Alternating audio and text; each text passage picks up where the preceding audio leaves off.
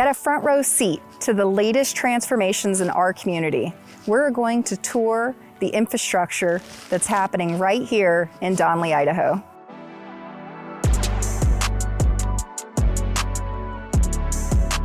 So now we're out here in Donnelly. We are just north of the Wagon Wheel subdivision and next to Fir Grove Estates. They're developing out this 37-acre piece of land, and let me give you the details. This up-and-coming neighborhood will be known as Timber Creek Reserve.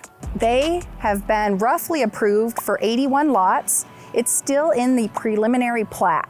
So the final plat of the neighborhood hasn't been approved. They are going back and forth on some of the setbacks. So we're hoping for 81 lots, but we're not quite sure we're gonna get there. These lots are going to range from a little over a quarter acre up to 0.65 acres. So you're gonna get a range between a quarter to over a half acre in size. Some of these lots will have filtered views of Tamarack Ski Resort. The neighborhood is currently on North Lake Sewer and Water District, and they have put in fire hydrants.